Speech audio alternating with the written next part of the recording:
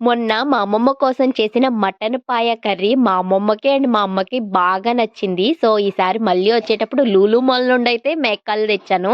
ఇక్కడ చాలా లేతగా ఉంటాయి. అసలు వెంట్రుకలేమి లేకుండా చాలా నీట్‌గా క్లీన్ చేస్తారు. ఇక్కడ టిప్ ఏంటంటే ఒక 10 నిమిషాల పాటు నిమ్మకాయ రసం అండ్ సాల్ట్ వేసి నానపెడితే మేకాలు అసలు నీసు వాసన రావు.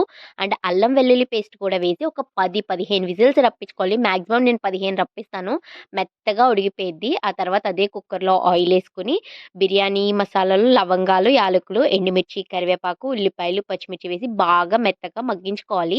మగ్గిన తర్వాత అందులోనే ఉప్పు, కారం, పసుపు, కొంచెం గరం మసాలా కూడా వేసేసి బాగా కలుపుకోవాలి. 2 నిమిషాలు మసాలాలు వేగాక మనం ఆల్రెడీ ఉడకబెట్టుకున్న కాళ్ళు కూడా వేసేసి వాటర్ వేసుకొని నేను మళ్ళీ వాటర్ వేసాక ఒక 3 విజిల్స్ రప్పిస్తాను. చాలా టేస్టీగా ఉంటది. ఇంకా ఫైనల్‌గా కొత్తిమీర చల్లుకొని దించుకుంటే మన వేడి వేడి పాయ కర్రీ అయితే రెడీ. ఈసారి మీరు కూడా ట్రై చేయండి. హెల్త్‌కి చాలా మంచిది.